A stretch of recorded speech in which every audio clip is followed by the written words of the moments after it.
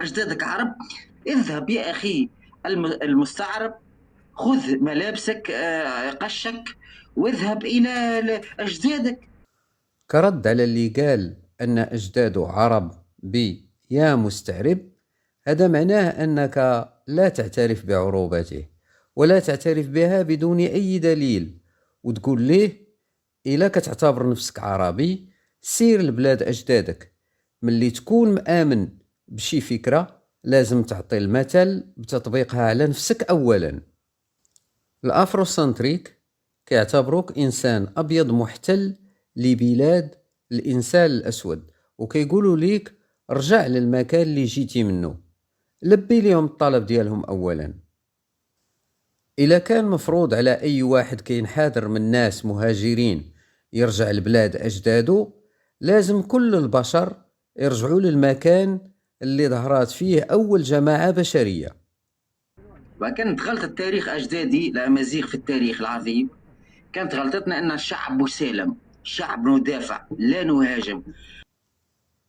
فقط لم تكونوا قد وصلتم إلى مستوى تكوين دولة مركزية، كنتم لا تزالون عبارة عن قبائل بدوية متفرقة. هذا ما جعلكم تكتفون بالدفاع ولا تبادرون بالهجوم. تبا لهم ولأجدادهم، وأتكلم باللغة العربية الفصحى لكي أقمعكم يعني. تتكلم بالعربية سواء فصحى أو دارجة لأنها اللغة الوحيدة التي تعرف. ملاحظة: طريقتك في الحديث لم تعجب حتى الشخص البربري الذي يحاورك. جدتنا أكسل وجدتنا. تصور أنت لما تدافع على بلادك وتدافع على أرضك وأرض أجدادك تصبح خائن. غير متعصب.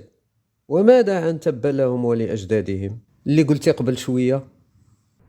جدنا أكسل دافع على بلاده، يسموه كسيلة تقزيما له. أين الدليل على أن الاسم الأصلي لكسيلة هو أكسيل؟ لا يوجد. أين الدليل على أن العرب صغروا الاسم الأصلي احتقارا لهذا الشخص؟ لا يوجد. الذي أطلق هذه الخرافة اكتفى بأمرين: ملاحظة أن كسيلة على وزن فعيلة والتي تكون للتصغير، وبالبحث عن كلمة بربرية تصلح لتكون اسما فيه تعظيم. فيما يتعلق بالتصغير، لو كان الاسم هو أكسيل وأراد العرب تصغيره كانوا سيقولون أكيسلة، كما قالوا ابن أبي أصيبعة. أصيبعة تصغير أصبع. بالنسبة لأصل الاسم، في غياب الأدلة التاريخية سنستعمل المنطق. عاش كسيلة في زمن حكم البيزنطيين للمنطقة، ومن الراجح أن يكون مسيحيا وتسمى باسم روماني. هل يوجد اسم روماني قريب من كسيلة؟ نعم، كايسيليوس. تعرب هذا الاسم بالطريقة التالية: كي تحولت إلى كو، سي تحولت إلى سي، ليو تحولت إلى له، السين حذفت، كما فعلوا في تعريب وولوبيليس. و تحولت إلى و، لو تحولت إلى لي، بي حذفت، لي تحولت إلى له، السين حذفت. المشكلة أين؟ المشكلة في الشعب يا أخي. الشعب يعني الشعب التونسي شعب مثقف صحيح، وأنا أعترف بشعبي كذا مثقف، لكن زرعوا في مخه إنه الأمازيغ كفار.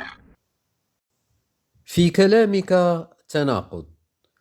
إذا كان الشعب مثقفا فلا يمكن أن تزرع في مخه شيئا خاطئا، أما إذا كان من السهل برمجته فهذا معناه أنه غير مثقف.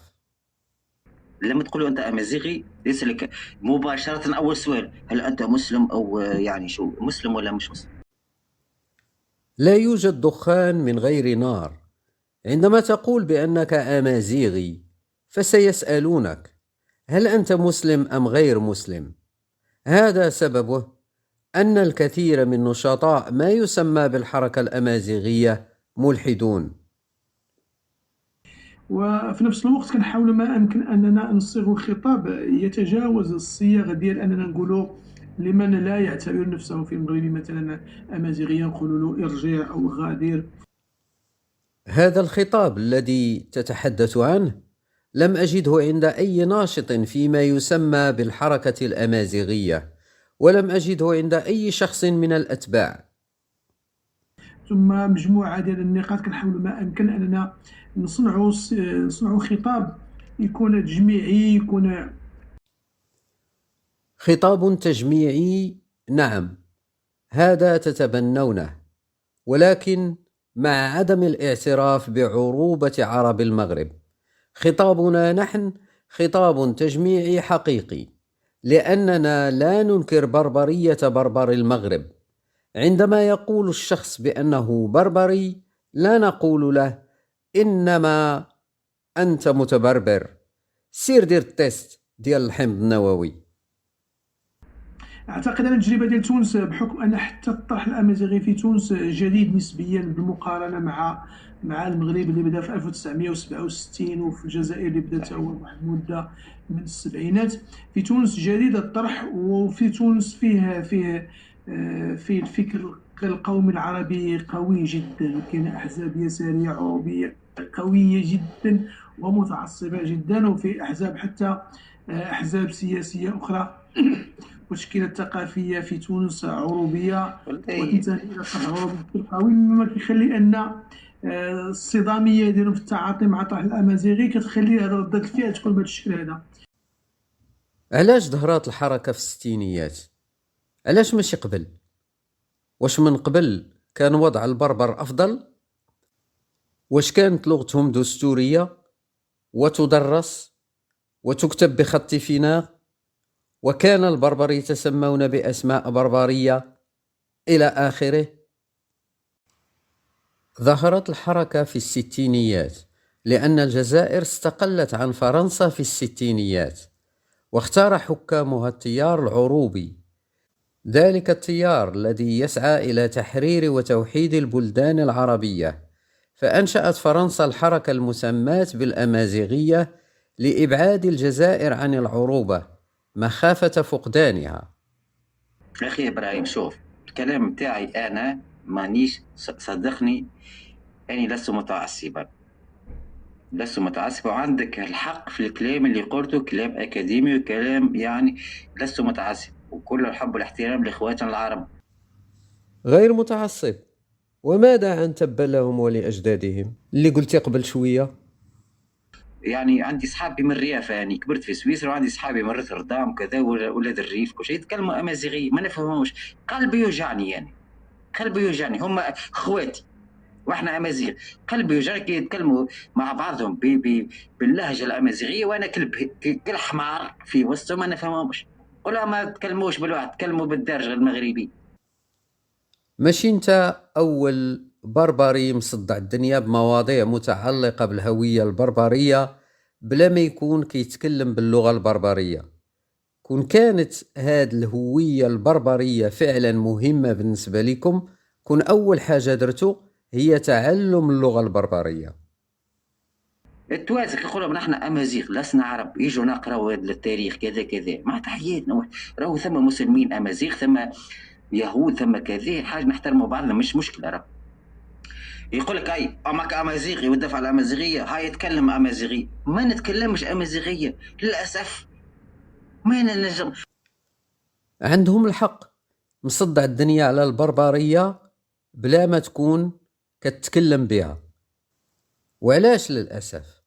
أشنو هو المانع من أنك تتعلم؟ واش لازم حتى تكون البلاد كلها ناطقة بالبربرية عاد تتكلم بها؟ كاين اللي كيدافع على البربرية لمدة 20 عام، وخلال هاد 20 عام كل ما قالوا ليه واش كتكلم بالبربرية كيقول لا. 20 عام هي 7350 أيام، كنت تحفظ كلمة وحدة في النهار تعلم. إلا كنتي انت اللي بربري ما باغيش يتعلم، غادي يتعلم اللي ماشي بربري.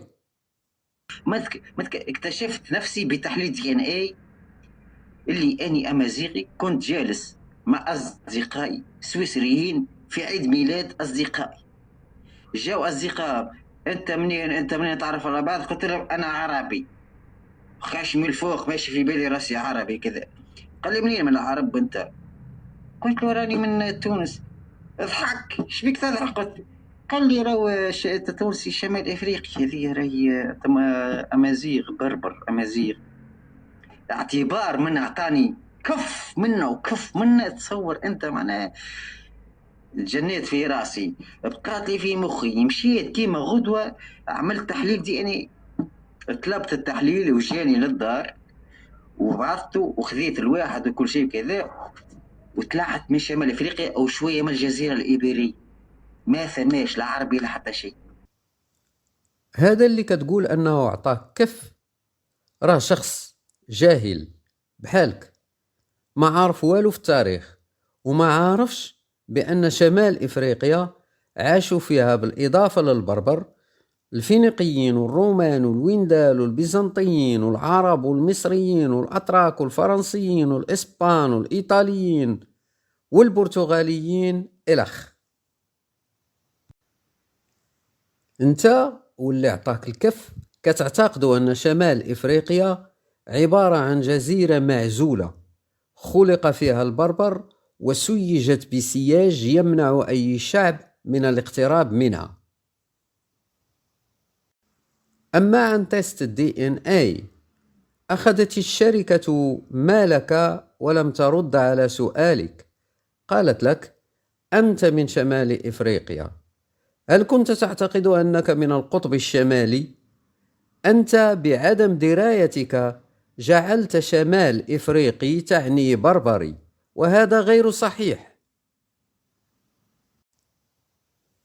الشركة كتقول لك فين عاشوا أسلافك القريبين، يعني اللي عاشوا في آخر 3 إلى 5 قرون الأخيرة، يعني ما كيمشيوش إلى أبعد من سنة 1500.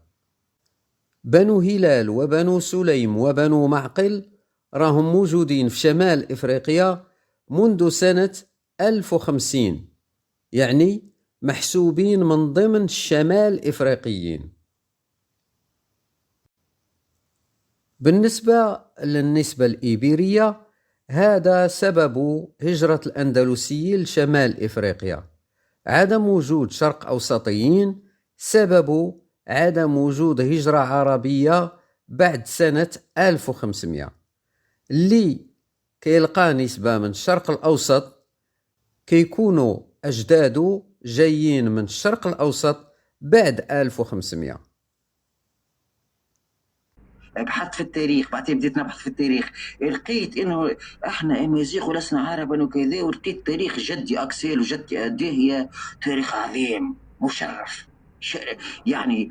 وبديت نبحث على الامازيغ وكذا، ولقيتها يعني شعب راقي وشعب عظيم مسالم وشعب محب للحياه وكذا. الشي اللي كتقول كيبين انك ما بحثتيش في التاريخ، كيبين أنك قريتي خرافات الحركة البربرية. اللي قرأ التاريخ ما يلقاش فيه أكسيل، وما يلقاش فيه أن البربر شعب عظيم وراقي. نمشي بحث خليجيين، أهل الخليج يحلوا لايفات، كيف أنت خويا المغربي الأمازيغي تحل لايف، حتى الخليجيين العرب الأقحاح يحلوا لايف. نمشي بحث العرب الأقحاح حتى هذه راك تعلمتيها من خلال قراءتك لتخاريف الحركة البربرية. تكفي ملاحظة أن بعض الخليجيين من الزنوج باش تعرف أن الخليجيين ماشي عرب أقحاح. ولو كانت لك دراية بعلم الجينات لعلمت أنهم ينتمون لعدة هابلوغروبات. نقول لهم أنا أمازيغي لست عربي، تعرفش يقولوا لي العرب الأقحاح، يقولوا لي والنعم فيك وأحلى بالأمازيغ وكذا كل كذا. نطلع مع اخواتي مستعربين ولا حاجه من شمال افريقيا سواء تونس او الجزائر والمغرب، على معاهم كم نقول لهم انا امازيغي وكذا، مسلم ولا كافر.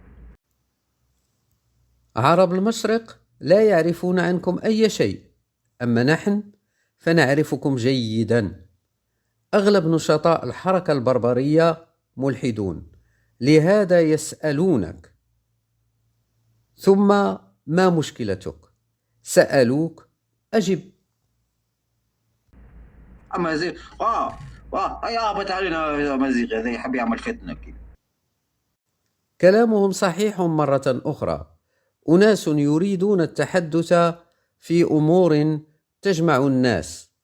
تدخل أنت لتقول لهم: لا يوجد عرب في شمال إفريقيا، أنتم مستعربون، أنتم مستلبون، أنتم منبطحون، العرب غزاة، سبوا النساء البربريات، إلى آخره. وبهذا أنت فعلا تثير الفتنة. المشكله مش في العرب، المشكله الان في العصر الحديث المشكله في المستعربين. المستعربين يدافعون على العروب اكثر من على العرب يا اخي. كيف تعرف من هم مستعربين ومن هم عرب؟ ثم عن أي دفاع تتكلم؟ عن فلسطين مثلا؟ وما مشكلتك أنت؟ هل فرضوا عليك أن تشاركهم في الدفاع؟ هم أحرار يفعلون ما يشاءون. حدث في المغرب زلزال في منطقة بربرية، لم نرى أحدا منكم يقدم يد المساعدة. العربي يقول لك انت امازيغي، والمستعرب يقول لك لا انا عربي انا عربي. العربي المشرقي كيقول لك انت بربري مجرد انك تقول ليه انك من شمال افريقيا، لانه كما قلت جاهل. وانت كتعتبر كل شمال افريقي كيقول انه عربي كتعتبره مستعرب، لانك جاهل ايضا.